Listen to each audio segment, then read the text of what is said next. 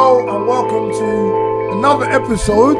Then my technical team wasn't working properly, so I had to reset my microphone, but that's okay. Of Life Talks with me, Fawole, the wizard, with that wet by the camera, and Dr. Carlon. Come on, in the house, back again. Good to see you, man. Thanks for having me back. Thanks for having me back. Come on. Right. Doctor. We've had one interview already, which was very informative for me. We spoke about I always do this, but I think I want to get the C. British Caribbean Doctors and the B. Oh, I started off wrong already. That's what brought us together. Yeah. What was it? Say it. It was British Caribbean Doctors and Dentists. The British Caribbean Doctors and Dentists Society. Right. BCDD, right. The BCDD. Right. We spoke extensively about that and what it means, what it does for the community, how it draws together the Caribbean doctors and dentists, what it means for our culture, your role in it. Right. Since that interview though, you've had some accolades. You've won some stuff. You've been around. It's been okay. I spoke to you on the phone and he was in Vegas. Was he in Vegas? Right. Yeah, that was about 2-3 months after we did the show. Okay. Yeah, I called you randomly. He's like, I'm in Vegas. What are you doing in Vegas? I'm getting an award. Oh, you're in Vegas. I'm just in Vegas getting an award. I'm like, no. He's really blasé about it. But talk to me about that, please. So I'm involved with a company called Encode Health. I'm the co-founder and co-director of Encode Health. So what we do is we track and trace medical devices in its simplest form, basically the point that a medical device is made, all the way through its life cycle, through the supply chain into hospitals, and then eventually into a patient. We track that whole life cycle digitally. And then we produce data and stuff in the middle of that we can use for commercial use or for patient safety, things like that. So we've been recognised by the UK government in the centre. We run a UK government grant called UK Innovate. It's one of the biggest grants you can win. I think we might have talked about it last time round. How much you get? Enough enough to get by for a while, and because of that we got recognized. So I've as well as going to Vegas, I was speaking at a couple of AI summits here. We've previously been to Dubai, and actually a couple of years ago we were in China presenting at a World International Business Conference. Okay. But this last one was a health summit in Las Vegas, and we got recognized for the work we're doing, the innovative work. Okay. So I personally picked up an Innovators Award, and my business partner won a Leadership in Healthcare Award. Well done. So no, thank you. So yeah, it was actually a really nice accolade for us. They reached out to us and said, look, we've seen your company, seen what you're getting involved with, and we'd like to consider you for this award. So we interviewed and presented our stuff, and we managed to get the award. So it was a nice accolade. So it was a nice accolade to get, for sure. Just need the energy. Sorry, I don't want to faint on you during the interview. What's Vegas like? Wicked. Vegas wicked. No, I mean, I'm gonna elaborate. It was just wicked. The thing is, Vegas is there's kind of something there for everyone. So people always think, Vegas, the clubs, the parties, pool parties, which is there, which is good. But actually, you've got all the shows as well. So there's a whole load of shows, the restaurants. It's larger than life, though, to be honest. Like, this trip was different. I've been there a few times. The last couple of times I've been there, been for like stag do, so that's a bit different. So I only saw it at night. But like the Hangover? Not quite. To be honest, if we had more money, it probably would have been. Come on. But yeah, this time it was nice because we were there. Got to see the stuff during the day. Went to some nice restaurants. You get to tour the hotels, beautiful surroundings. Met a lot of interesting people as well, like a lot of interesting people. So it's definitely worth a visit. It's nice. Nice. Yeah. So what are you up to now? Like going forward with the work you're doing, business. Yeah, so working on a few fronts actually, and I guess we'll get more into the conversation as to what's going on in my life. But obviously BCDD still going. I'd love to do more. I'm probably not as active in that as I should be, but they're doing, the work is incredible. We're doing research, we're doing outreach, we're doing health promotion. We're just setting up an event at the moment. So the work is incredible. It's just, I've been doing so many other things that I haven't done as much in that as of late. For me personally, I was just talking off camera before, getting involved in some property. So working on some property stuff at the moment. What aspect? Investment. So, trying to build a portfolio, invest, and that Commercial, sort of long. residential. Residential, interested in commercial, but that'll probably be a bit further on down the line. And obviously still practicing in orthopedics, but at the moment trying to build and scale a business. So alongside Encode, which is And for people who don't know, orthopedics is what? Bones. Bones. Yeah. So I'm an orthopedic, as you know, I'm an orthopedic surgeon. So bone surgeon. And then alongside I'll ask you a question about that in a minute. Go on. No, I got stabbed, yeah? Right? So I got stabbed I've been stabbed a few times, but I got stabbed, right? So I got stabbed in the elbow. Right. The device which I was stabbed with Right. entered and it went up and chipped the bone, like the elbow bone. Right. So I had to have surgery and all that. Because it was glass, there was danger of it being splintered inside of that. So there was a few lacerations. So when they checked everything, like, I didn't know, someone told me the surgeon that dealt with me, they was going to get, I don't know what the fluid is called to clean it. There was a particular thing that was going to use to clean it. Right. And he goes, no, don't get that. Get this. Right. And they'd never heard of it, but it was a lot more expensive. But they told me, had I not used that and had it not been cleaned properly, Right. and had I got even a slight of infection, Right. I would have lost my arm from here down. Oh, wow.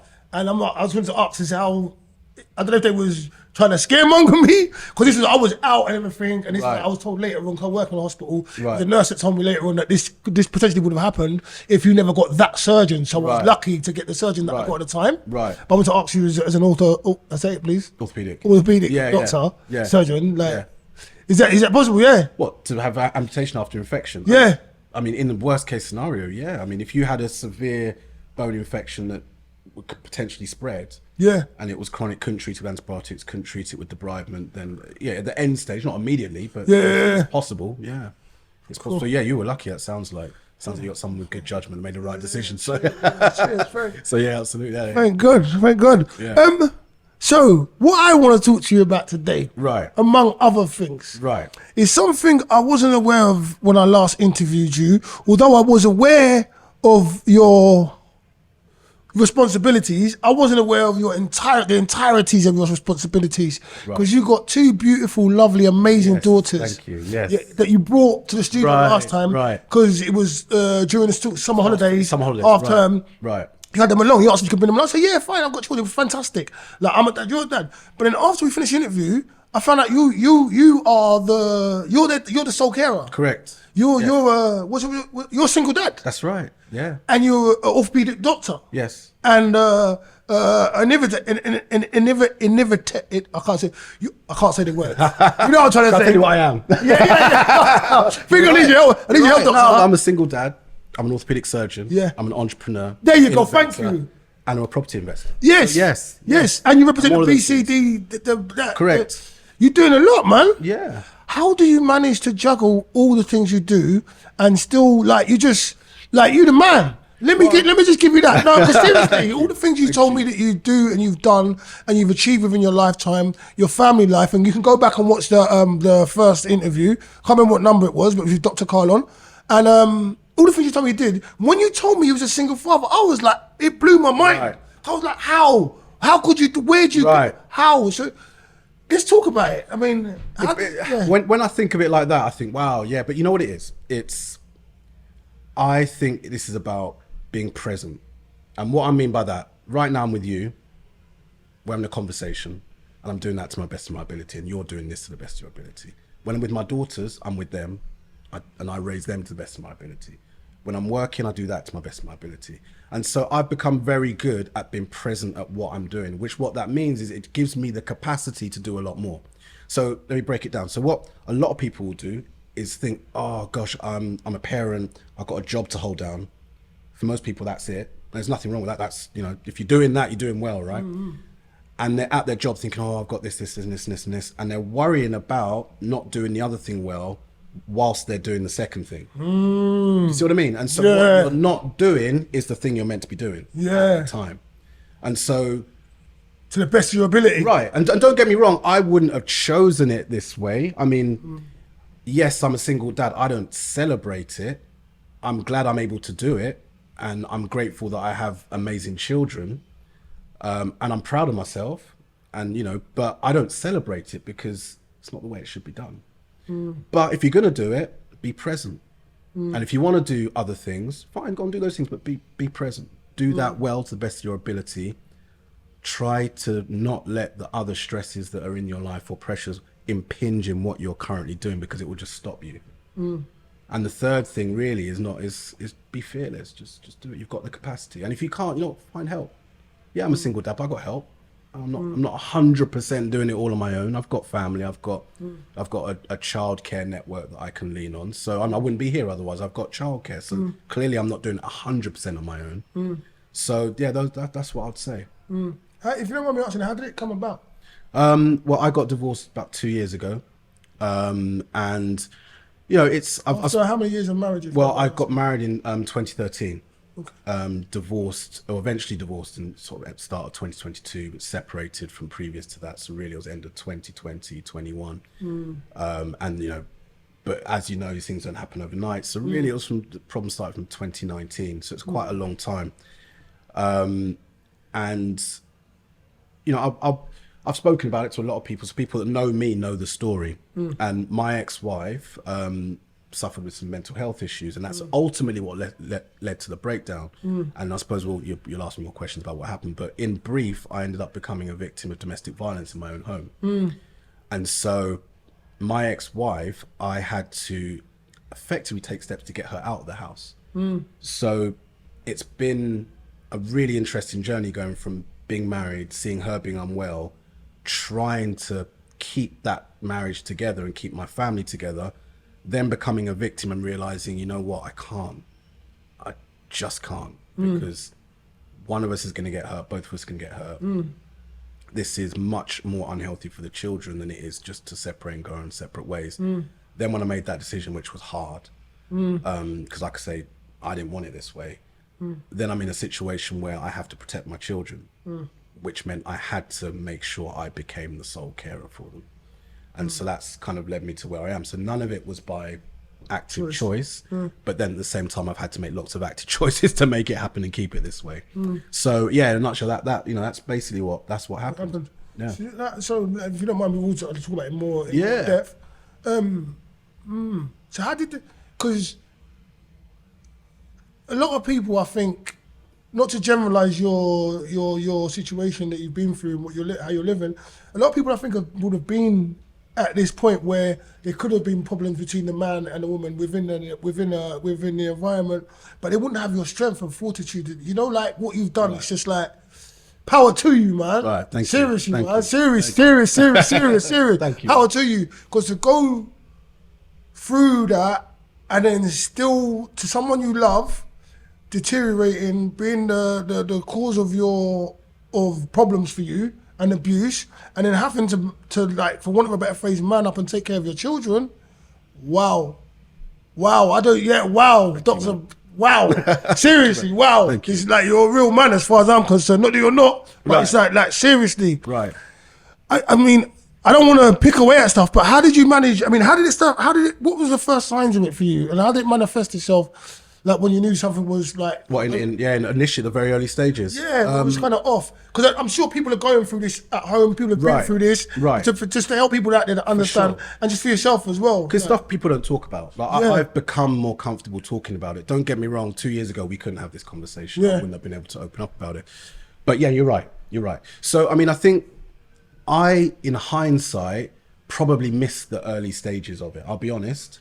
And I don't have regrets, because I can't live that way. I think you do the best things you can within your knowledge base and what you currently understand at the time. And that's how you make decisions at the time. And later on, you learn more and you see more and you think, I should have done that. But there's no point regretting it, because you didn't know that then. So I don't think that way. But looking back, I probably missed some of the early signs that my ex-wife was having problems. And so by the time I really saw it, it was probably too late, and it became quite catastrophic. So our second daughter, the youngest one you met last time, Ayanta, my little one, she's 5. Okay. So she was born in January of 2019.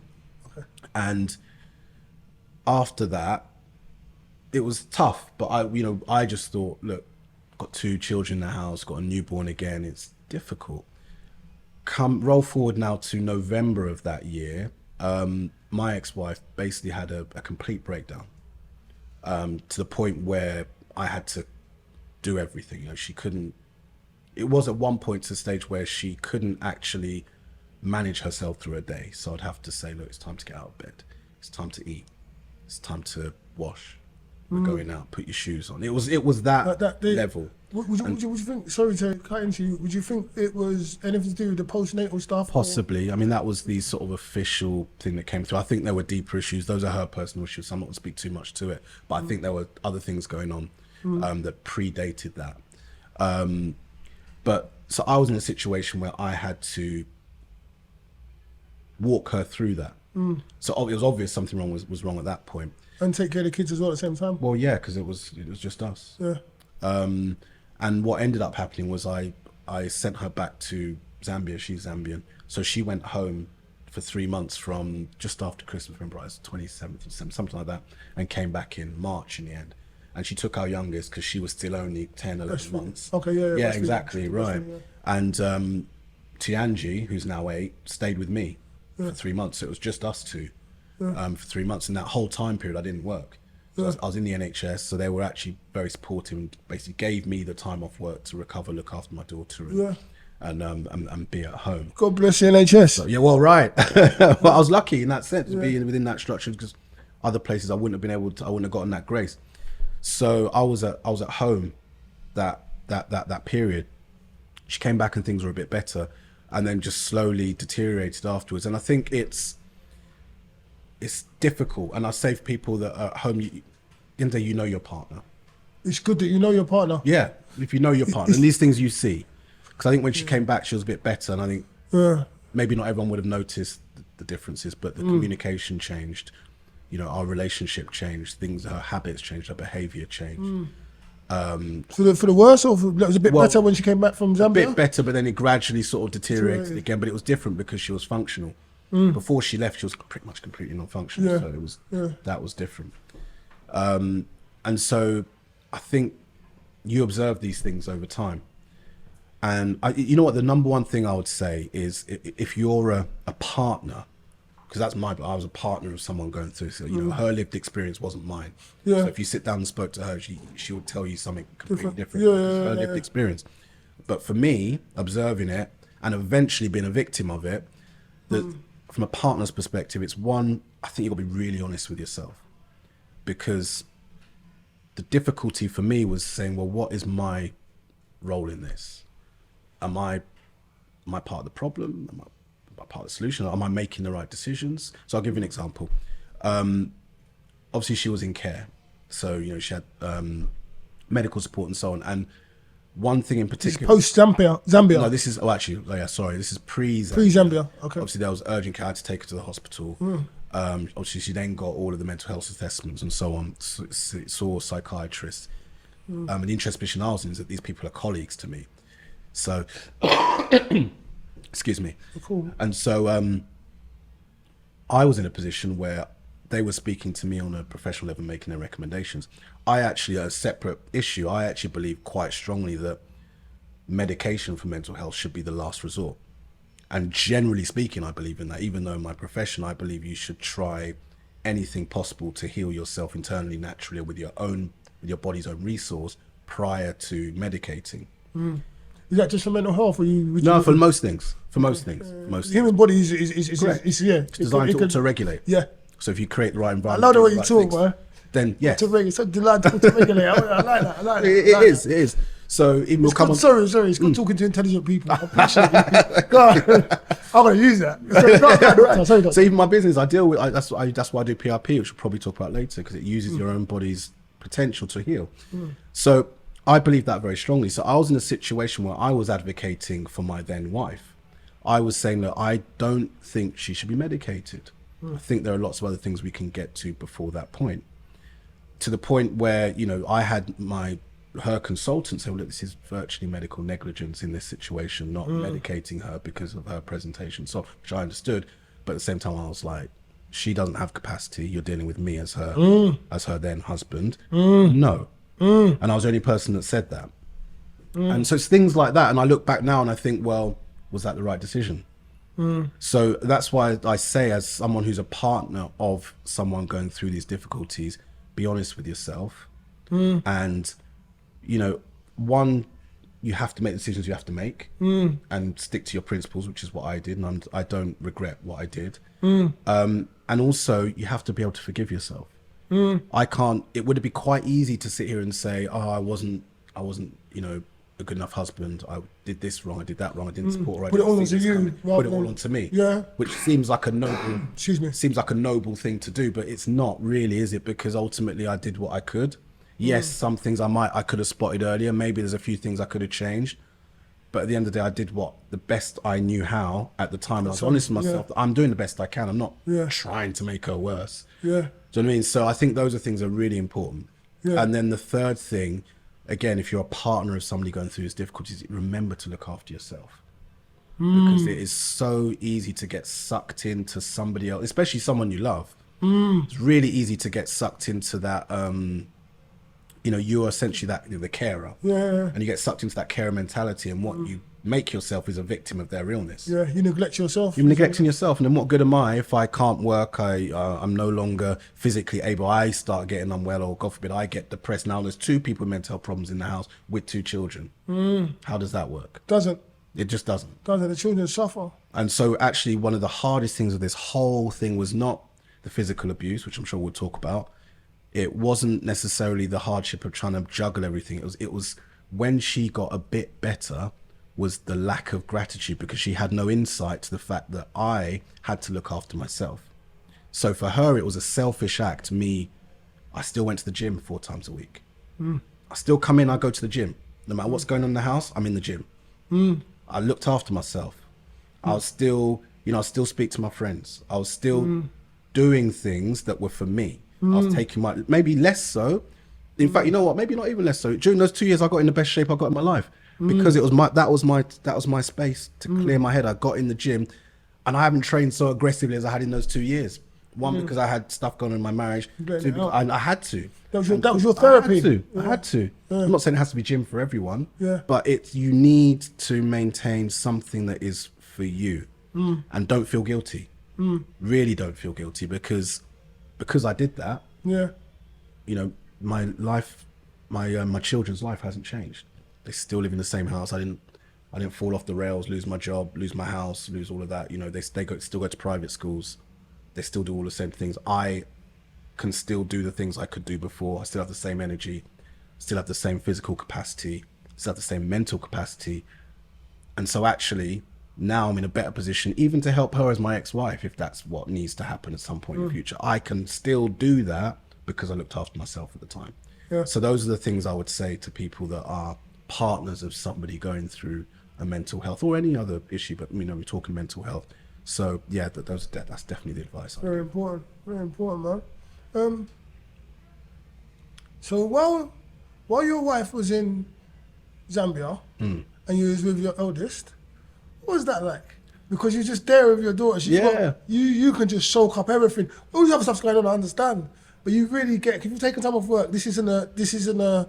Although it's trying times, this isn't a luxury you've been afforded. Right, yeah, it's true. Because it's just you and the oldest one. Sorry, I'm bad with names. Yeah, Tianji. Yeah. How was that? Yeah, it was great. It was beautiful. It was a really nice time. It was actually, other than like you say what was going on, it was great. Because we spent a lot of time together, obviously. She was, she would have been 5 at the time. She'd just started school. So she was still in reception. Like a sponge. Yeah, seriously. Yeah. I mean, to be fair, she was always a bit of a daddy's girl anyway, so we were always really close before that. But yeah, and still to now, we're incredibly close with her. We've got an incredible bond. And a lot of it is because of that time. She really remembers that time. She still refers back to it. But no, it was great. Honestly, as from a dad's perspective, it was beautiful. Just having so much time to pour into her. Like, didn't miss anything. That's what one of the things that kind of makes me think about what I'm doing in my career now is that during that time, I didn't miss anything. She was doing a dance show. Yeah, I'll come. She had a sports day. Yeah, I'll come. She had like a little recital she was doing. Yeah, I'll come. Like, it was just great. It was great. She got the moral support and you got to see the insight into her world. Yeah, exactly. Beautiful. Yeah, it was. Beautiful, man. Yeah, definitely. So your wife's come back and she's slightly better. then when did it take another? When did it go back around, or how did it? So yeah, this would have been Because it would have escalated into Right. violence and stuff. You said, right? correct. Yeah, that it's a bit of a fairly slow burn to that after this. So we're now February, March. It was March 2020. So this is about 3-4 weeks before lockdown. The first Okay. lockdown. That's when she came Must back. have been harsh. So I'd had that time off at home with Tianji, Yeah. and then she got back, and it was literally a month, and then we went into lockdown. Which, you know what? Funny enough, it was quite of all of that last few years. Those first few months probably the best, because like I said, she got a bit better, and I thought we were making progress during that time. And the nice thing was we were at home, because I mean, although I was working, because in orthopedics, everyone was, that first lockdown where everyone actually stayed at home. Yeah. There were no injuries, there was no trauma. Yeah, We stopped all of the elective operating. So I was at work maybe once or twice a week, as probably most orthopedic surgeons were. So we didn't have a load of work. Other departments were a lot busier, but we didn't have a whole load of work in that time. So I was at home a lot of the time. So I actually spent a lot of time with the kids. Yeah, we spent a lot of time together. It was actually not too bad. And then I think it must have been probably July, August of that year that things 2020. the same year, excuse me, that things started changing a little bit. And it was just small things at the time. It was just little things like spending more time on social media, or, you know, she'd get up and not get dressed, and you sit like sitting around till midday, 1 o'clock before she does anything. Wasn't really in her nature. So just little things started changing. And then I think got to November, and I remember us having a conversation, said, "Oh, it's been a year since I've been unwell." That's a bit funny, isn't it? And after that, things really changed. It was odd. The communication changed. And I'll tell you, one of the big things that changed was the communication. So all of the personal terms of endearment and all the little things that you say to one another as a couple completely changed. And so it changed our relationship virtually overnight. Was that call you by your first name, or call you by? I don't know, you know, like you probably not heard your partner say your first name for the last how many years. No, when you say, you're like, what's going? What have I done? Right. Like, Yeah. What have I done? If you say Right. my name, I think I've done something. So yeah, There should be some term of endearment. Babe, Correct. honey, sweetie, That's big head, little head, whatever. right. That's exactly what I'm talking about. So all of that went virtually overnight. Strange, weirdest thing. And so from that moment on, that's when things really started deteriorating. And then it got to the point where, like I said, with this, you know, social media, or she'd be on Facebook for like 8-9 hours a day. I'm like, what's going on? We never did that before. And it started causing arguments. And then a couple of other things started happening. It just started causing arguments, started causing problems. And then even that changed, because if I say argument, but previous to that, our arguments would be like this, we'd be talking. Yeah. We'd say, like, I don't Disagreements, like, we could discuss Yeah, it. we disagree. We'd sit down. Typically what we'd do is sit down on the sofa, we'd both have, you know, tea or drink, whatever. We'd sit down and say, like, I didn't like this, and we'd talk about it. That's typically how it was. But all of a sudden that changed, and it started getting really defensive, initially it was just verbal aggressiveness, and then it changed into the physical stuff. And that was about How was the transition? When you say it was verbal, like, because you've lost the term of endearment, now you've got maybe derogatory term. They say like abuse. Like how did it manifest itself? If you don't mind talking. No, it's fine. No, not at all. So yeah, I think initially it was defensiveness. So it wasn't necessarily outright abuse. It was, oh, you don't like that I'm doing this because X, Y, Z, Z, Z. It's like, well, no, you know, I've never been like that. I don't like it because we're sitting in the house together. I haven't spoken to you for 8 hours. Then it'll flip round to me. It's like, well, she's saying to me, oh no, it's because you're jealous of X, Y, and Z, and because you're this. And it's like, well, no, I just want to spend time with you. So that's how it started. And then it progressed into, well, actually, no, it's because you're a whatever, choose the word. Yeah, and then real abuse. Right. So then it escalated into that, and that process probably took a couple of months. So now we're in 21. I'd say between February to the spring, so through to about May. And then something changed then, and it went from that to actual physical abuse. And I remember the first time it happened, and we were talking about something really, I didn't even think it was. I can't remember what it was. Something really, to me, seemed quite trivial. And again, be careful what I say, because if you sit and listen to her story will be different to mine. Yeah, of course. So maybe something I said might have deeply upset her. And that maybe. But from my point of view, I don't think I said anything that was particularly insulting.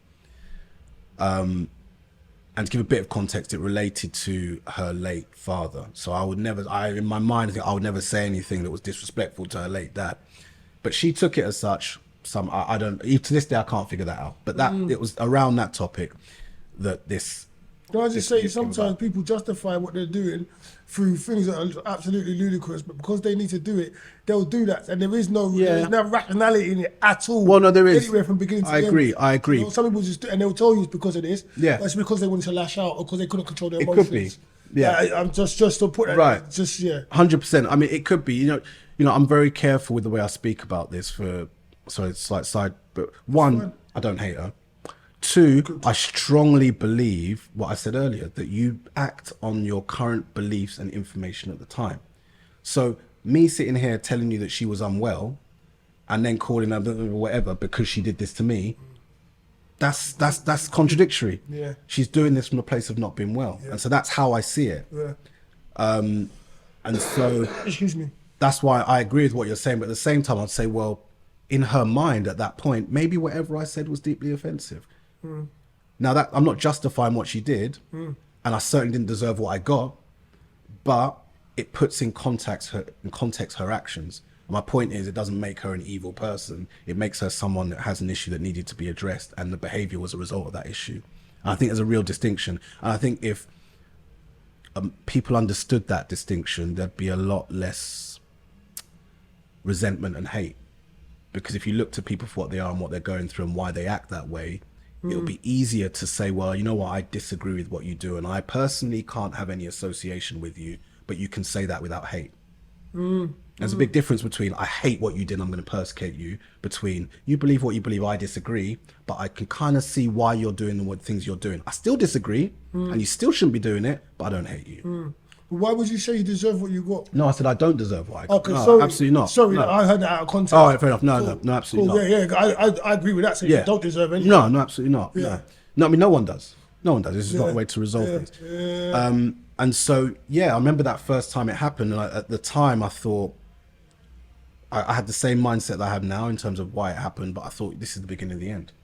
Because the minute your relationship goes to a point where you put hands on each other, from my perspective, it's the beginning of the end. You can't undo that. And so you've opened up a possibility that should never be open. What was you going through?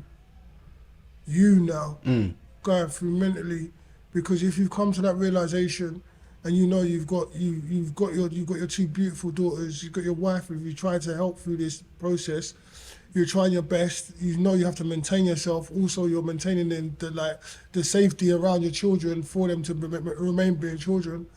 But it's got to this point, so you know now it's the beginning of the end, like you said. Yeah. Like I've been in places like this, bro. Right. I tell you, I've been in places like this. That's why I asked you, like, what was going through you? Because it's like, I can't speak for you, but I know what went through my mind at certain time. Because you think about the kids, you think about the things all the time you put in. But what was going through your mind? Because that's like, even some people end up being in denial. Right. They won't tell themselves the truth, what you told yourself, that this is actually the beginning of the end. Right. Even the origin of the energy that came from your wife, they're not honest with themselves. Like, this person actually got a problem, listen what's going on. Right. They're honest, like they have to step up and do what they need to do as a man for their family. And I have to take care of myself. Right. You've shown so much minerals and integrity and like morals, like your moral compass is like, wow.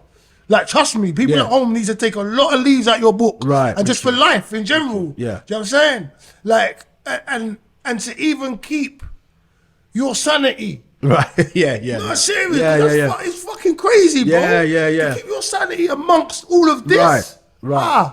I need to understand. Right. How did you manage? What was it? You know, when you had that? Okay, let's just talk about that time when you knew you was like, it's got physical. There's no real going back from this. Yeah. Like what was it? Yeah. I knew. You know what? I'm not gonna lie. I think I was in denial in that I still Love to do that hoped, to you. I hoped it could get better. At that point, I still hoped it could get better. And I stayed in that space for quite a while. Even though deep down, and I told her, I remember literally the day after I said, you know what, this is the beginning of the end. I told her that. I physically said those words to her, but I behaved in a way that, you know what, if she just gets better, or if she just has some insight, if she just starts trying to get some help, then maybe we can recover this. And that's what I kept telling myself. So from a mindset, I at that point I had hope, and actually that I probably needed it at that point. Yeah. I think I needed it at that point. If I'd taken it the way it has happened, I knew what was going to happen. Sorry, if I knew then how it was going to end up, I think it would have been harder to handle, because I'd have known, oh, my marriage is over, it's done. So I think being able to motivate myself at that moment would have been much harder, because one of the motivating factors then was I might be able to save my marriage. And then at that point, it's like, well, if I can save my marriage, okay. So then it makes it easier to do everything I have to do to keep my household in check. Yeah. She don't give up. Yeah. Right. Yeah. So I'm, as much as I was wrong, that hope was motivating. So, well, in hindsight, it didn't last, right? It was the beginning of the end. Yeah, but then still, yeah, you say that, yeah. But it also, in hindsight, at that particular time, you needed that if you want to call it, shred of hope, or whatever, for yourself, and for the girls, and for your missus. Because like you said as well, if both of you have thrown a towel in, the house is done. It's in disarray, you're done. Right. The dance is done. Right. So you needed to keep going at that point, because if you, it's like, what, I don't want to go off, but you realise it's over, it's done, but you still managed to, you're still holding on. That was necessary, Carlon. No, it was necessary at the time, for sure. Seriously, and even when you're finishing, or when things are coming to an end, when things go down like this, you can't, I don't believe you can sever, 7 years, 8 years, 9 years. A few years before that, we've been together for 10 years. You can't sever that. You can't. Just like that. You can't. It doesn't make sense. No, if you do that, you you can't. do it and you go away and you'd have it like, you know, like people have phantom limits. You'd be away and you'd be thinking about it. There's a process, you know? Right. To be properly done, 100%. process. 100%. So, well, I don't think you was wrong myself, like, listening to it. And there's, I know you're helping people now with this conversation we're having. Right. Well, there's people out there that are going through things. Yes. And it's like, they might be making the wrong decision. They might be blaming themselves. Right. They might not be comprehending exactly what needs to be done at this particular time. They might not be being honest with themselves. Right. There's so much things that are going to come from this interview. I'm telling you this, and this is we don't even finish yet. Not finished, right? I'm saying to you, man. So you realise it was the beginning of the end, but you're still holding on to hope. That's where we was. So definitely, yeah. So at that time I was, for sure, for sure. So, and what happened was, first time it happened, that was about May, and then there must have been maybe about a month, and things weren't great, but it didn't happen again. And then it must have been about June, end of June, it happened again. And then we went through a period where it just got easier and easier for her to lash out. And so we went through a period until probably, must have been about October. My birthday's in October, so it was about October. And at that point, it's getting pretty bad. It's almost weekly at this point. And so what I did was I said, look, we need to get all the family together. So my mum came, and her brother, her sister, her sort of only family that's here in the UK, and we sat down, we talked it all out, and we had a chat. And and this is the other thing that I'll say, support is fundamental. You can't do any of this on your own. You just can't. And like I said, as much as I'm sitting here telling the story, I didn't do it on my own. I leaned a lot on my family. And I'll tell you what else, I found out who my friends were. Not in a bad way. I didn't have anyone that was like, I'm not getting involved. When I say I found out who my friends, I keep a fairly tight, small group of friends. And in one of a better word, I tested them during this time because I needed people.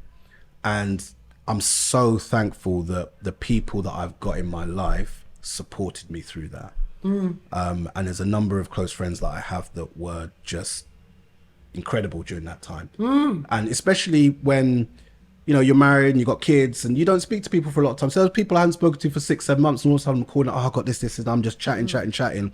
And they're like, can't, don't worry, I got you, it's cool. Listen, you know what I need? I need you to give you a couple names. Yeah, well, my friend Stephen, I think I've spoken to you about before. He's the barrister. Stephen, big up Stephen. Big up Stephen. Yeah, my friend Obi. He's Obi, big up Obi, Nigerian as well. Yeah. Come on, any more? I've got to big up my cousins actually, Selena and Linton. Big up They Selena were incredible during this. Linton Bassell, look him up. He's Bellator. He's one of the #1 world heavyweight contenders. Seriously? Bellator. Nice. Yeah. MMA so you fighter. support when he been knocking people out too. 100%. Come on. 100%. My friend Jackson in the States. Big up Jackson.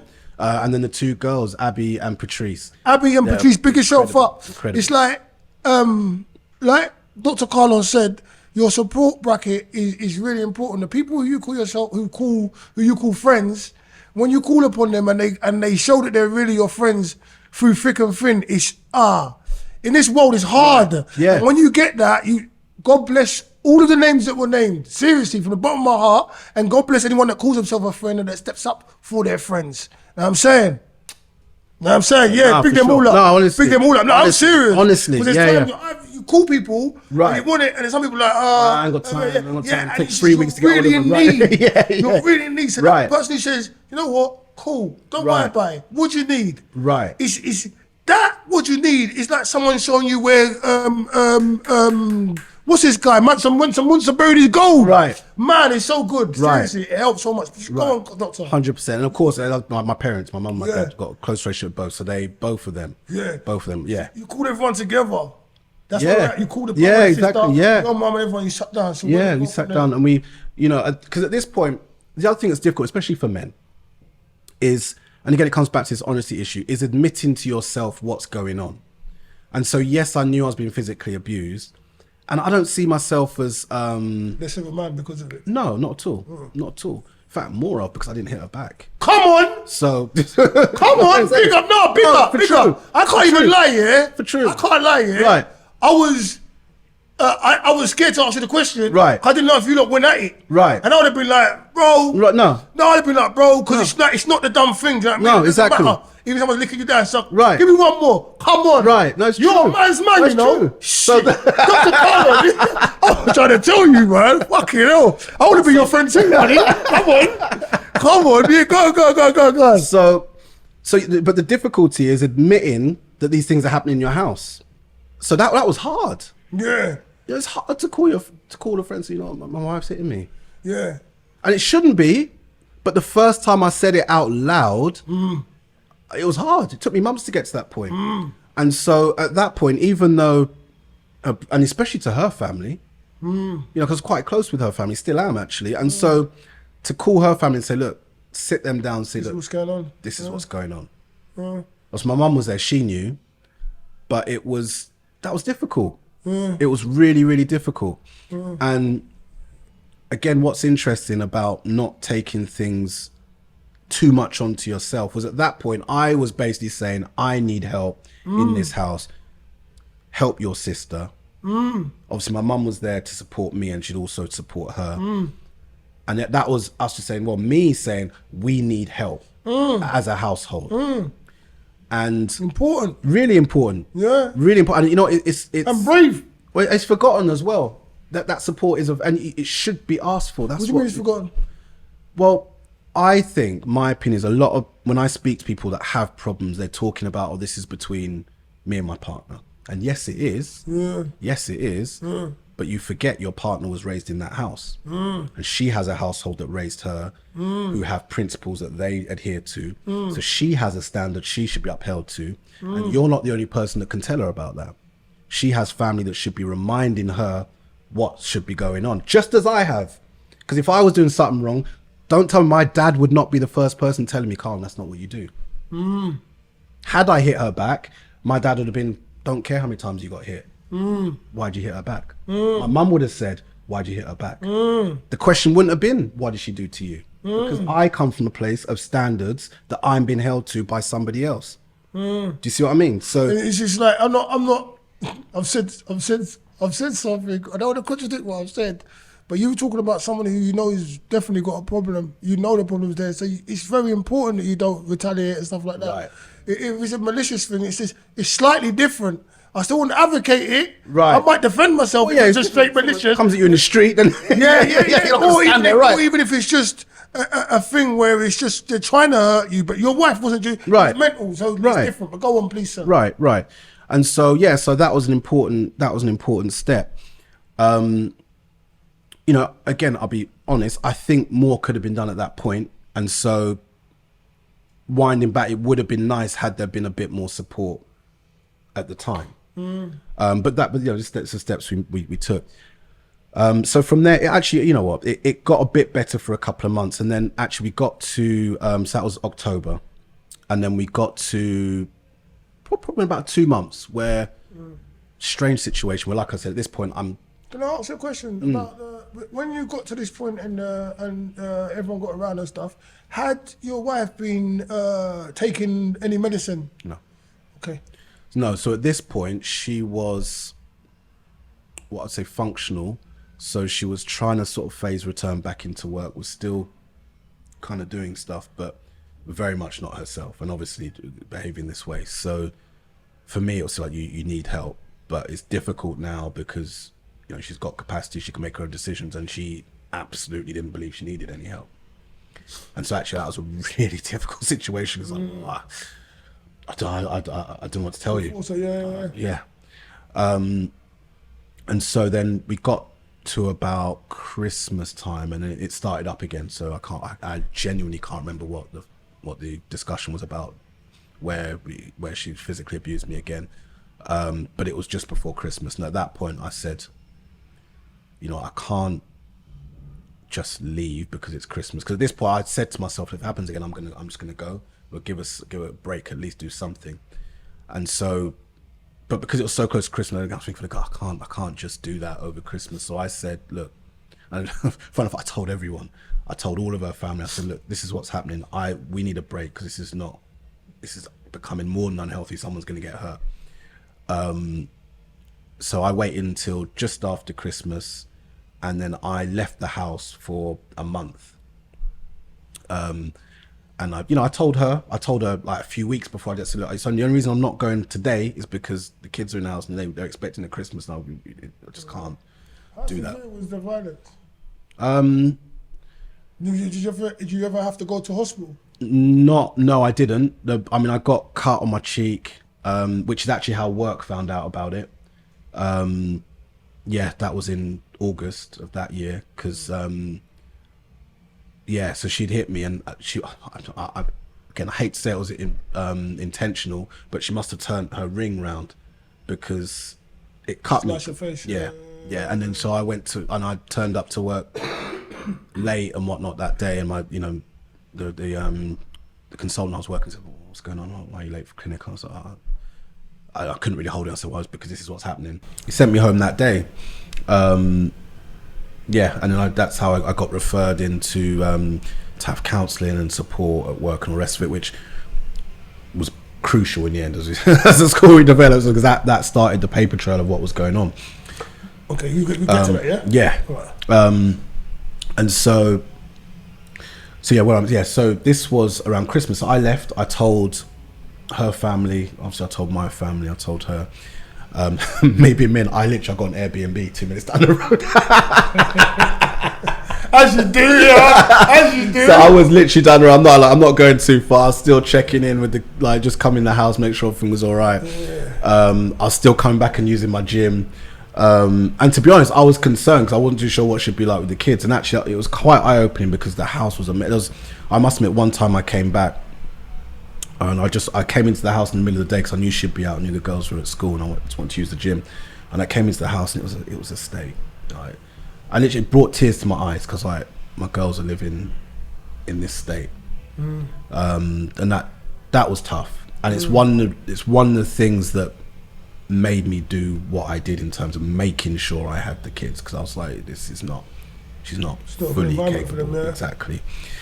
And so that was from the end of January, and then I came back, must have been the first week of February, I think.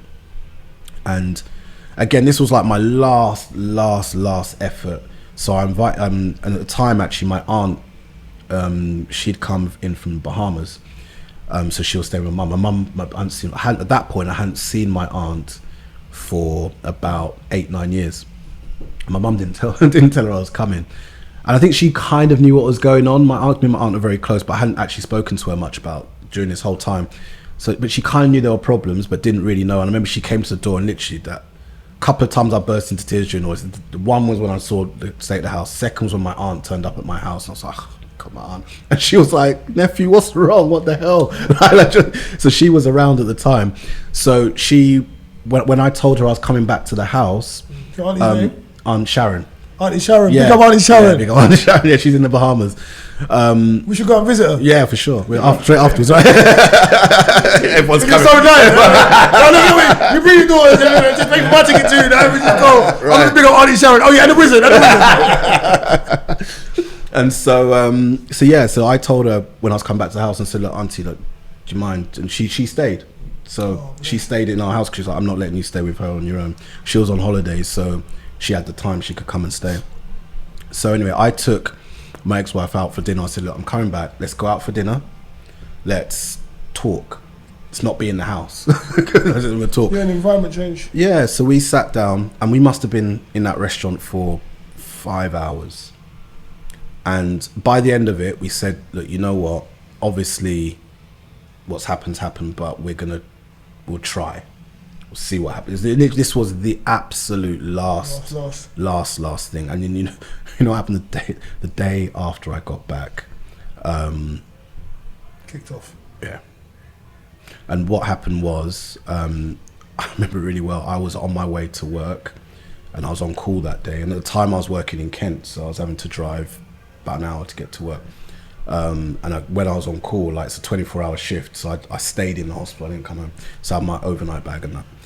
And it must be about 6 o'clock in the morning. I was leaving home to go to work, and she asked me for the key. The car? No, for the bedroom.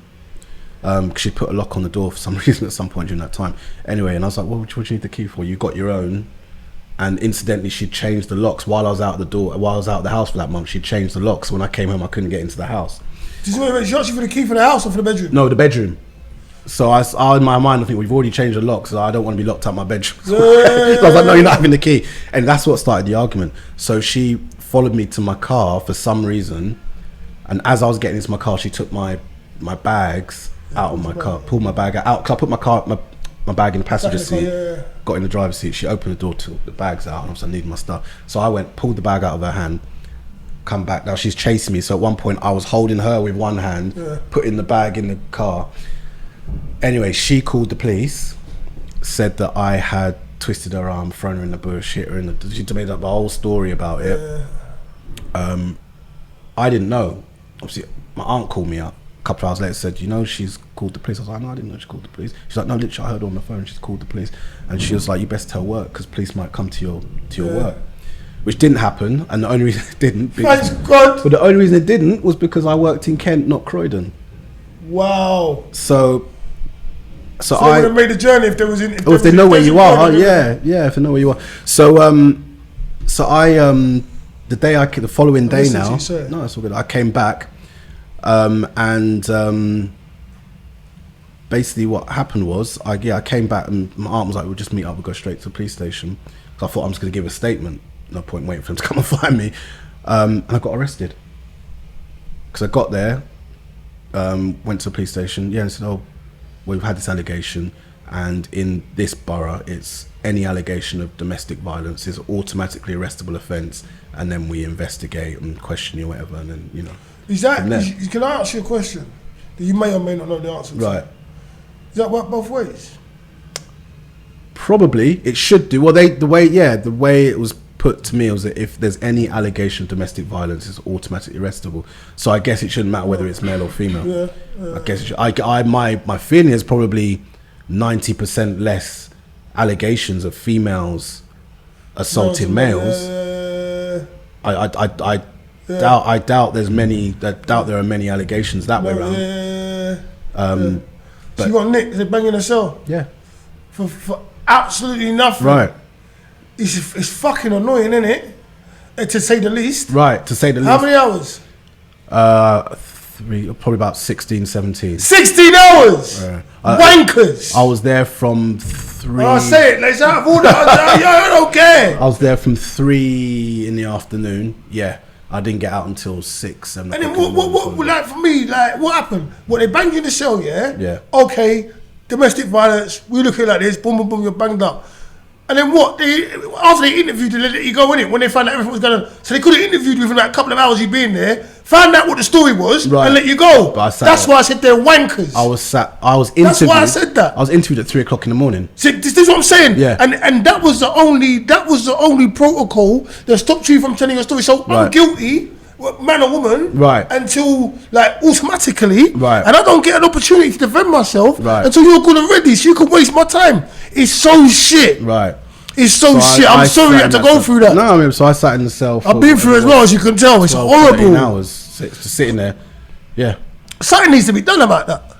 I mean, if they just on this right now, if they are going to automatically not convict you, but say you're guilty, and automatically, if it's an automatically arrestable offence, it should be something that is fast tracked to an interview, just to find the bottom, ascertain what was going on. If you're automatically going to that makes sense. That's what it should be. That makes sense. That's what it should be. For sure. You don't change the fucking law. It makes sense. My God, no, add the law. Sorry, don't change it. Add another law to it. Add a new one. Add that to it. Amend it. If it's automatically arrestable, then you know full well there'll be a high proportion of people that didn't do anything wrong. It's just that they just had an allegation. It so happens to be automatically arrestable. It should be dealt with in a 4-hour period or something like that. Right. Automatically. Ha! So you're in the cell, Yeah. Like you can hear, we share the same, like a lot of other people as well, share some of the same experiences. Right. What's going through your head? All sorts. Like, cause remember, you gave this woman that is your mother of your child. Right. Well, this is your last chance. You're trying to go to work. You come back from work. You ain't done nothing wrong. Now you're sitting in a cell for 16 hours. Right. So this God knows what's going through your mind. Everything. Because obviously with what I do, I can't have a record. That's instant. Yeah. You can't practice. So that's that's my livelihood. You should live it or fucking so straight away. You know, and at the time I was just, to be honest, I'll be perfect. I didn't have a whole load of thoughts about the wider thing at the minute. At the time, I sat and I thought about where I was, like just in terms of just where I was in my life. Like, what am I doing? What am I trying to achieve? And you know, I thought about a whole lot of stuff afterwards. Time. Yeah, time after. But yeah, at the time it was, you know, that's it. This is it. It's over. I can't do this again. Yeah. You have to say to yourself, you can't do this yourself no more. Completely done.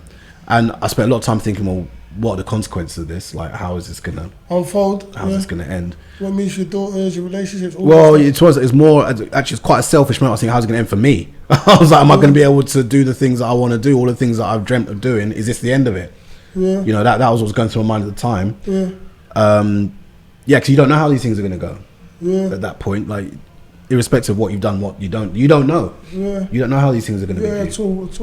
And I was trying to figure out how I can get out of this situation as quickly as possible. And luckily, my same friend, Stephen, who's a barrister, he does family law. So the minute I got arrested, I called Stephen. I was like, Stephen, what's up? So he spoke to the police. I was like, look, we've got to arrest him. But he got me a lawyer straight away. So I was represented. And that was helpful because she sort of put a bit of perspective, calmed me down. I was like, okay, look, you know, you can either give like a no comment interview or you can just tell the whole story. And I told her what was going on. She said, look, you may as well just tell them the whole story. Yeah, because which is what we did. They listen in the first fucking place. Which is what we did. And going back to it being the workplace picking up, there'd been a paper trail because it'd all been documented. We'd been referred to social services by this point. There'd been a documentation. I'd been put through counselling, all that kind of stuff at work. So they could see that I'd already taken steps and I'd been engaging with help, and you know, there'd been help for the family. So it was very obvious what had been going on, and there's no similar documentation on her side. So literally, even before he said anything, I remember in the interview, the officer was like, "Oh, it seems like you're a victim here." I was like, "Well, yes, exactly." And then we talked through the whole thing. And to be honest, in all honesty, the actual people I came in touch with were all right. Because even the arresting officers, I told them what was happening. They're like, oh, you don't seem like the kind of person that would normally arrest for this. And they're like, I tell you what, look, we're not going to cuff you in the police station and what you feel like. Just walk through with us and we have to cuff you in the car. Even little things like that. They were actually quite take me and ask me questions. Right. Let me go. You're not going to cuff me. Fuck off. Sorry. No, just don't question me now, innit? Right. They know. Like, it's not on. Like you said, you are a good example of a real man or of a good human being, because everything you've said, all the things, the things you've said and gone on with, like. Correlate. You're not hitting women. You're not blaming people for what they do. You're stepping up and being a real man in the right instance. It's like, why do we have to suffer? Right. Like at the hands of the law? Because this is the law. It's just the law. Yeah. Like, but also what I want to say, because there's a wealth of information. I don't want to lose it before I say it. It's important when you're in a relationship, if you feel the way what you've gone through, to vocalize it to somebody, because people, I know it's happened to me, and I just have to relate it to other people where things have gone on for a long time. You haven't vocalized it, and then when it comes to that thing, the police get involved. There's no paper trail. There's no indication of the thing, and women are quick to say you lick them down, and the law is what we've just said. The law is. So we're all in trouble unless you're 100%. Vocal and you let someone know what's going on. 100%. Seriously. So go 100%. On. She had a good lawyer, and I was lucky. Yeah. So I had help. And the police, I won't call them wankers anymore. The police said they would have cuffed you. Because they're not all wankers. It's just you're not all wankers. You know that. I know that. Some of you are, but you're human beings. So it's what it is, isn't it? Yeah. To get it off my chest. You know? Right. So after that. The other really one, I made the decision, that was it. Well, yeah, I did completely make the decision, that was it. And I had a conversation with my dad, and the thing is, at this point, as you can imagine, everyone in my circle was saying to me, look, it's done, you got to go. And I obviously, as always, I was, as it should be in this situation, I think I was the last person to say that's it, it's finished. Everyone else said before, which I think is right. Because ultimately it was my relationship, and so I should be the last person to let go of it.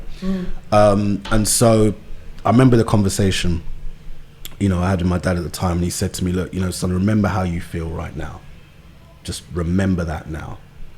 And anytime you tell me you're going back, that's it. No, but it's true. It's true. It's really true. It's really true. It's very important. Right. Because we forget. Yeah. You get lulled into a false sense of security. Correct. And you want better, like you said, you think you want better, you want something better. But sometimes what you see is what you're going to get, and you have to be honest with yourself. Right. Yeah, go. Exactly. I rate your dad for that. Right. Well, like I said, I didn't do it on my own, so I got guidance, and that's why I believe so strongly in male figures. Need male figures. No role models. 100%. I'm 40. I'm grown, but I still lean on my dad. Yeah. And he still leans on his dad. Yeah. So it's needed, because I think as men, I feel like as men our highest principle is our honor, right? That's what I think.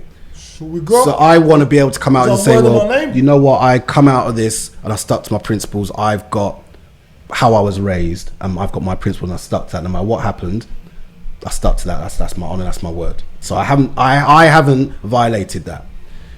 But I'm saying all of that, sometimes you're in a situation and it's really, really hard to see what the correct thing to do is, even if you've got your principles. So who can you lean on?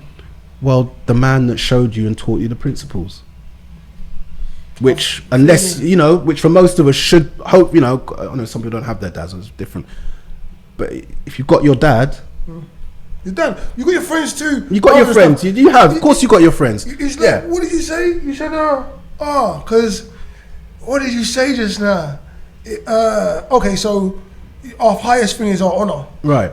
When people try to, when people try to fuck with me, people try to fuck with men, you're not a man. Right. Or you're a waste man. Right. You're this, you're that. And it's a number way to attack. Right. And it's only if you question it, you start, they try and hit you in the nervous place. Right. You know what I'm saying? Right. Also, the reason we can only lead on men, and these are all derivative of your inspirational quotes, and what you're saying me right now, I'm just pulling it out of your stuff, is because they get it. Because they're suffering the same thing we're suffering. Right. If I go to you and I'm like, oh, I've had a bad day, Chris, you're like, But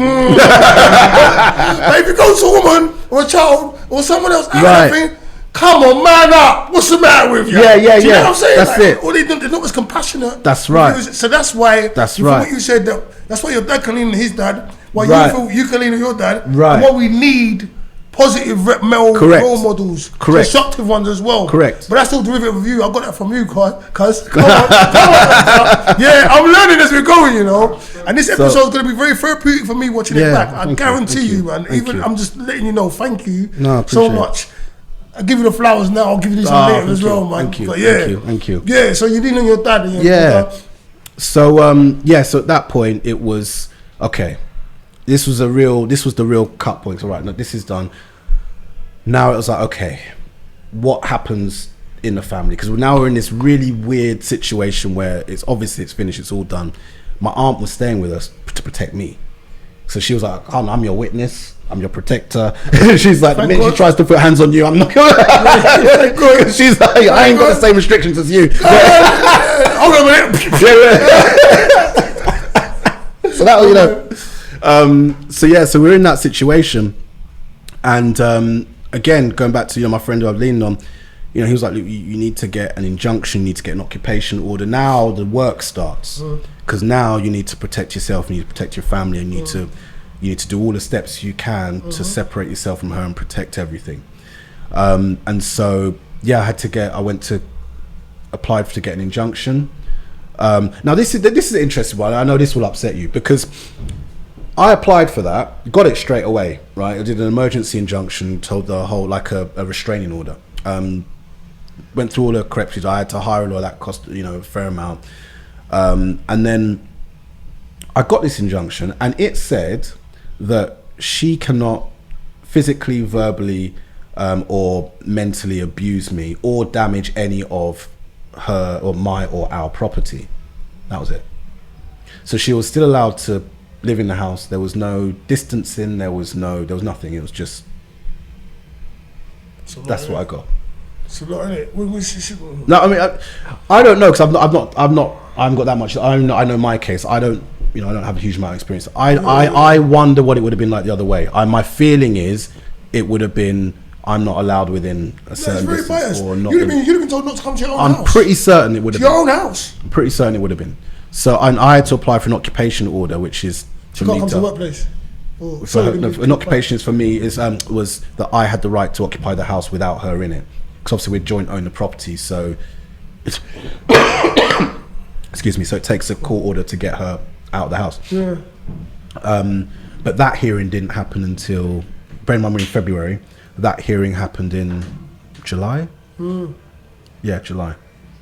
And what actually happened was we lived this really strange situation where we were all in the house. I was sleeping on the floor in the spare room, and did all that kind of stuff. And she ended up going back to Zambia in April, and even that she told me the day before she travelled. So I didn't even know I didn't know when she was coming back. And she went on her own, so obviously I was then left with the two girls. And that was the last time basically she set foot in the house. Wow. So from then on to during that time, well, she came back in July. Just after that, we had the court hearing. I got the occupation, so she couldn't come back to the house, and it's been like that since. And obviously did divorce proceedings in that time, which was finalised by the end of the year. And then since then, now I've been, so since April of 22, I've been on my own with my two girls. So that's. What was the conversations you had to have with the girls? Because that must have been, it means a lot. They're young, it's their mother, they're going to know something isn't right, you're sleeping on the... They know children are not stupid. Yeah, they're not stupid, But they're still children. Right. So they're still like, they'll be like, oh, why you not right? You're not gonna be, like they got that innocent energy. Yeah.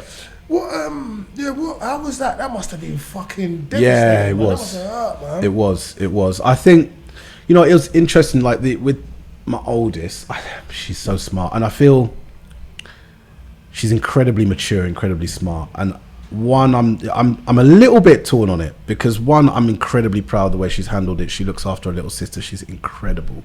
I mean, when I say incredible, there's times even now I hear them talking in their bedroom at night, and the youngest one will be like, oh, I miss mummy or whatever, and she will be, but mummy loves us, but we're living with daddy, and we're okay. Yeah. And I think, wow. Yeah. But resilience of it's incredible. It's incredible. But then at the same time, a part of me is like, but you know what? She's been through this stuff. She shouldn't have to be so strong. Yeah. Do you know what I mean? I'm a little bit torn on it, but as proud as I am on her, but I guess she's still young, and she understands a lot. So with her, she kind of understood a bit of what was going on. I mean, touch wood, they never saw any of the violence. They probably heard stuff. Well, I know, not probably. I know they heard stuff because they've spoken to me about it and spoken to my mum and other people about it. So they knew that something wasn't wrong with their mum, especially Tianji, and so she understood pretty clean. Like it wasn't, the conversation was actually surprisingly easy with her because she knew that mummy wasn't right, and she knew that mummy and daddy weren't getting on well. And I think, although she probably couldn't verbalize, she probably knew, it's probably better this way. Yeah. So she couldn't even if she couldn't verbalize, she could understand the energy that's around her. Right. And there would have been a difference in energy from you, right, and from when you're both together as well. Right. When you're in a good place, or if you're as much as you would have been carrying on with stuff, there still would have been you wouldn't have been your full potential. Do you know what I mean? No, 100% not. And 100% not. Can I say that I can comprehend you wishing that she never had to go for that. You feel like she never had to go for that. The conflicted thing. Yeah. But you have to comprehend the amount of protection you've given to her, the amount of stability you've given to both of them, the amount of minerals you showed in this whole situation from beginning to end. Right. How bad it could have been. Remember you went to the yard and you saw what the yard was. That could have been like that from the fucking beginning, guys. Right. Yeah. If you never stepped up, they would have been living that from the beginning. Yeah, bro. Yeah. Bro, you hear what I'm saying? Yeah, I hear you, man. Yeah, you protected them from a lot of stuff. Yeah. Trust me. Yeah. And some things people go through in life, it makes them. So they had to go through the stuff. Right. Big up yourself. Big up yourself. Big up yourself, man. Come on. But yeah, so you had the conversation. It was easy to have the conversation. Well, not easy. It's not easy, but easier. It wasn't hard as I thought it'd be. It was.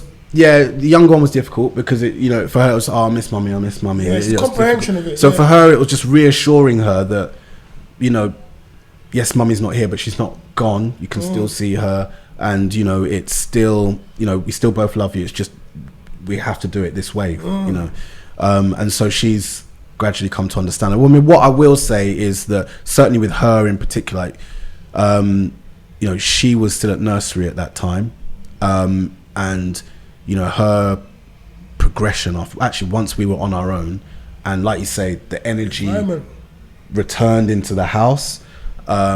She flourished, and now she's incredible. Both of them, to be honest. Yeah. Both of them incredible. It's actually the third so time. Beautiful, man. Third time I cried. So we went to Tianji was would have been year 1 at this time. First term. Yeah. And we'd just gone through all this stuff. We'd just been living on our own not that long, and she won the headmaster's award at school. Come on! And literally, they called me in to tell me, and I literally, the headmaster was like, your daughter's been incredible, and she's such a hard worker, and she's doing really well. And I literally, I couldn't hold it. I was like, come on, it's good. It's literally, right. Like in front of the that for me was like, wow. It's all right. Like, she's been through all of this. Yeah. And she goes to school, she's the happiest kid in school. She's got so many friends. She supports all these other kids, the new kids. And I was like, wow. Everything you've done resonated. Yeah. And then it's everything you've done resonated, I believe. And I think it's extremely important for parents to do what you did. Sometimes both of the people are the problem. Sometimes it is what the problem you had, where there's mental health involved or trauma from childhood trauma. Whatever it may be, right. It's very important that we identify what the situation, and even though we're primary to the children's well-being, we have to be secondary, like our own desires and wants and everything. And we have to cut it short. We have to cut it short, whatever that is, for their productivity, for their future, basically. Because some people stay and they're arguing and we're staying for the kids. It's not for the kids. You can't do it for the kids. It's not good for the kids to be in that environment. It's not good for the kids. Get away from each other and do it for the kids. If you really want to do for the kids, do it for the kids. Right. And the kids will shine and flourish, like you said. 100%. So beautiful, man. 100%. So beautiful, man. 100%. And I remember them bouts off Yeah, each you other in the see, studio. you see how they are. They're so tight. They're so tight. Yeah, Intelligent as well. Yeah, smart. Really smart. Both of them. Yeah. Too smart. Come on, they're not too smart. They're chipped off No, the joking. block, No, mate. good. Come on. I'm so proud of them. So proud of them. So you got the award, and to me that's almost like it's not the same thing, but pursuit happiness moment. You know? Yeah. Like you've got everything's Right. just done. How the transition after that? How's the transition been? Is there still contact with their mum? Does the mum check for the kids? How's it work? How's all that working now? Yeah, so we went through that, and then like I said, she was away until July. She came back. So what happened was, how can I put it? So fundamental thing, like I say, kids are meant to be raised on their own. So as much as I'm proud of what I'm achieving, and they are flourishing, they really are, I shouldn't be doing it on my own, right? Just fundamentally. So you got a support bracket, you said? Yeah, it should be mother and father. 100%. Yeah, as in when I say on my own, as in you need input from both parents, I believe. If they're capable and we're able to do it, both parents should be involved. And so I was letting her see the kids. She was seeing them once or twice a week. Bearing in mind, I didn't know where she lived. So I had no idea where she lived. But we kind of came to an agreement that she could go out on day trips. She'd take them on the weekend, for a day, and she'd bring them back in the evening, or I'd come pick them up somewhere in the evening. And that went on for quite a while. The kids were happy with it? They were okay. Yeah, they were. I mean, it's an interesting relationship that is developed between the three of them, and especially with Tianji. But yeah, the older one. Yeah. But broadly, yeah. So, but then what happened last summer, and this was in August.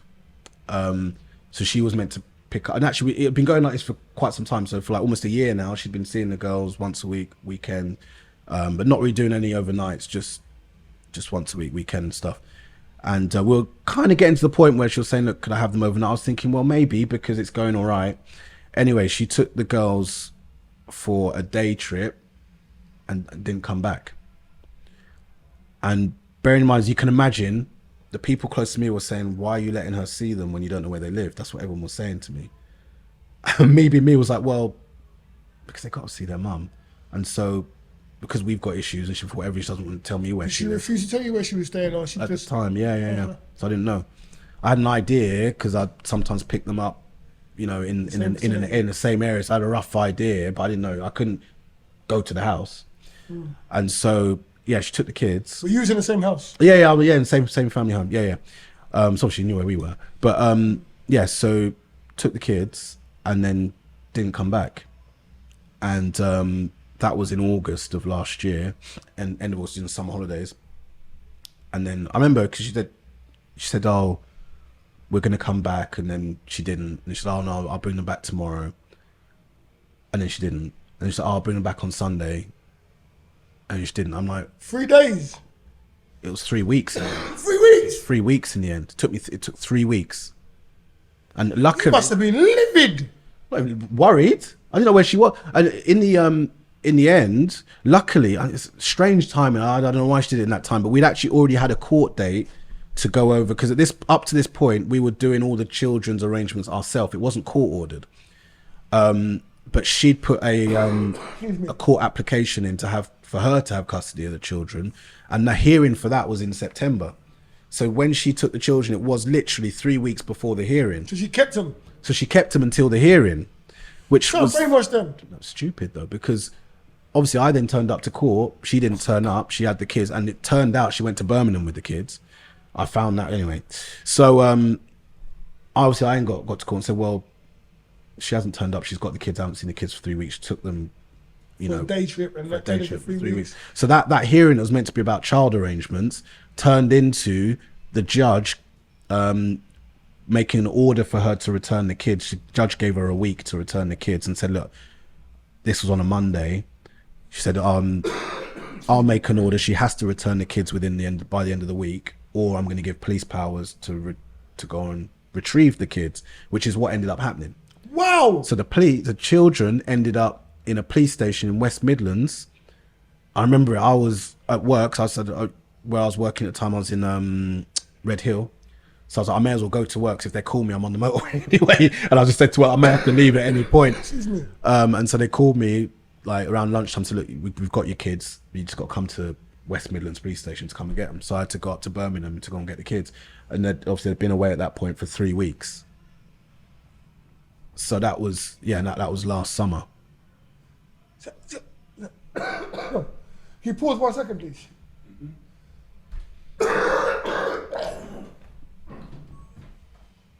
Sorry. You can go back in now. It was just literally in my chest.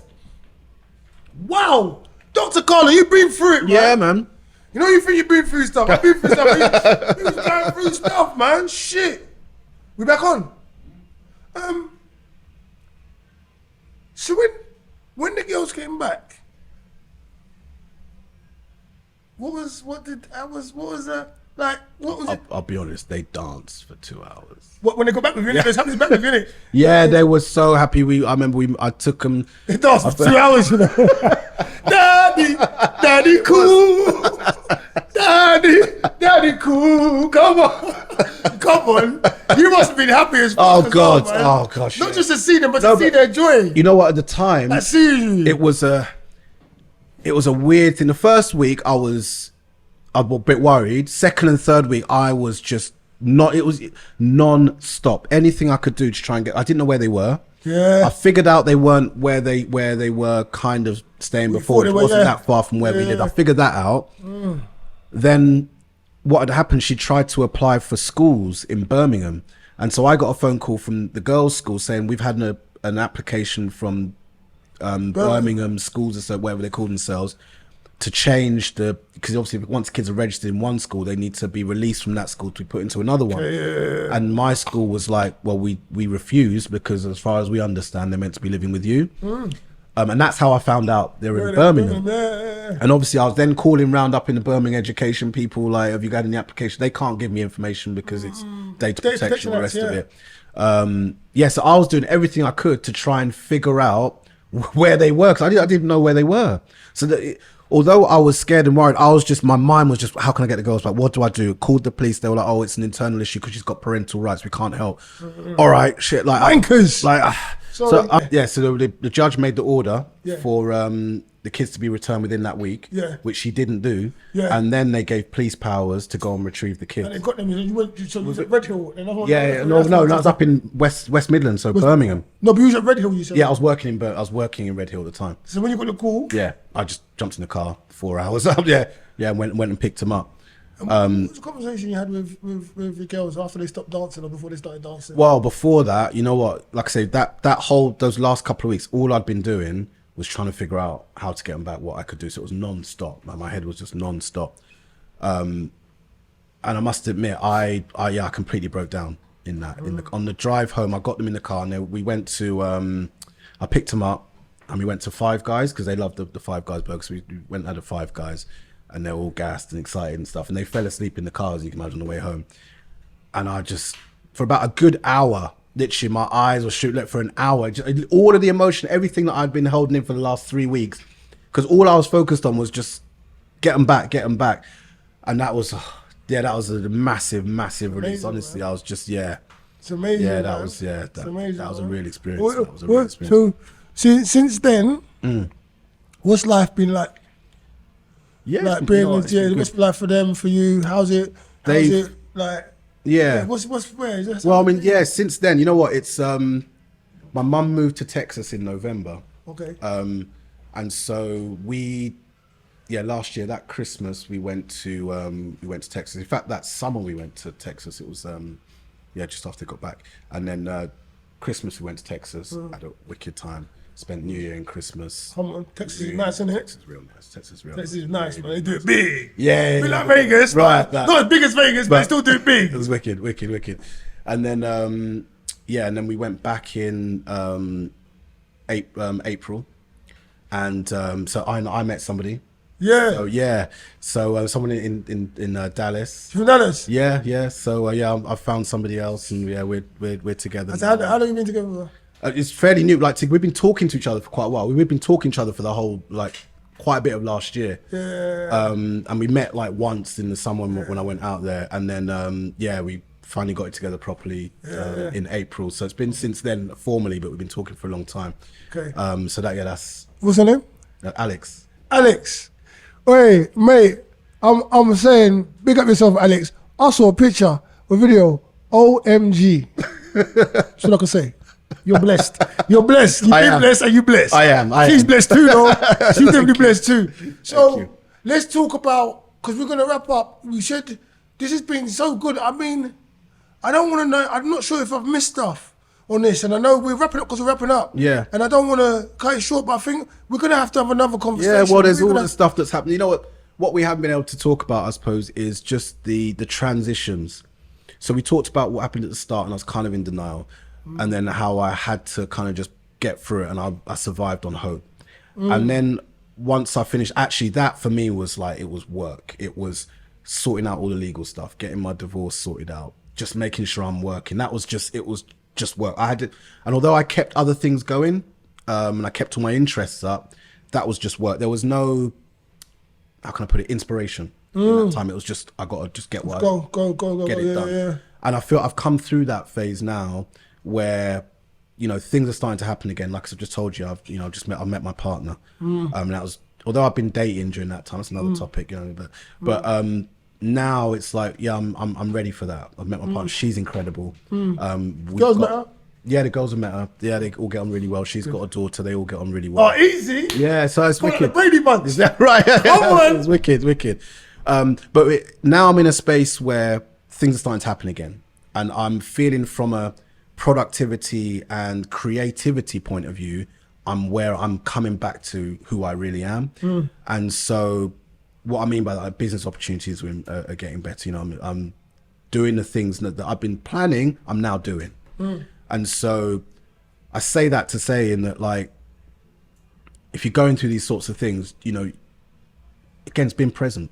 You have to be honest and recognize where you are when you are. Don't beat yourself up. You're never going to be as productive as you want to be during a time when you're going through stuff and it's happening at that time. Like, best will in the world, I couldn't do all the stuff I'm doing now a year ago. It just wasn't possible. Like, how can I? It's not possible. You have to go through that process. You have to go through the process. You have to go through the process. Yeah. So I'm now just coming through the end of that. And so as much as I've always been ambitious and knew I was going to achieve, now I'm like, well, actually, I can take the steps to go and get that done. Yeah. So I know we have this conversation in a year's time. I'll be telling you, well, I've got an extra property in my portfolio. My business has grown X, Y, Z. My relationship's gone to a next level. Yeah. You know, I busting some more kids out. All this stuff. I'll be telling you these things in a year's time. I know that because I'm in a space where I can achieve those things now. So I think that's the final thing, really. That, you know, it's just, you got to respect the transitions you have to go through to survive. And you know what? Another thing, I like that. These are opportunities. Yeah. Because all this stuff, I was comfortable 3-4 years ago when I was married. Yeah. I was comfortable. Yeah. I was in my career. I was comfortable. Comfortable's always fucked up sometimes, isn't it? Can be. Yeah. So this has been an opportunity. Yeah. So I've come out of this now and I'm going to be better off than I would have been. Yeah. Certainly financially. Yeah. You know, other thing, I've doubled my earnings in this time Yeah. period. Good. You know, like. So like You have to say, Dr. Carlon, because we're on to wrap it up right now. For me, you came in as a doctor. You are a doctor. Doctor with accolades and this, and achievements and so on and so forth. You leave here as a superhero with an S on your chest and a cape on your back. Thank you. I'm telling you, I advocate that for, I don't know how many men are going to take away from this interview. Well, I hope and so. take some, I hope but so. I've taken something from Thank this you. interview. Thank you. That's what it is. And I will do what you told me to do and think about me first. Right. I'll think about me first. Right. I've taken a lot away from this interview. Right. Wow. If I had a hat, I'll take it off to you, you know. Thank you. I'm glad that I got to interview you. I'm glad that I know you. I'm glad that you could share your story with me as well. Yeah, of course. And I look forward to talking to you about many more things and you educating me and me learning from you as well. And hopefully I can be a friend to you because I like what you said about friend. I fucking like that stuff. Yeah, That's what makes the world go round. Right, 100%. That's Live Talks. You got anything else you want to say? No, that's been great. That's No, Live I Talks. appreciate it. I appreciate This is it. Dr. Carlon. Thank you. It's on his chest. Cable on his back. I'm Fawole. In the back you hear clapping. The wizard. Da-da-da-da. Live Talks. All you got to do is listen, yeah? Love.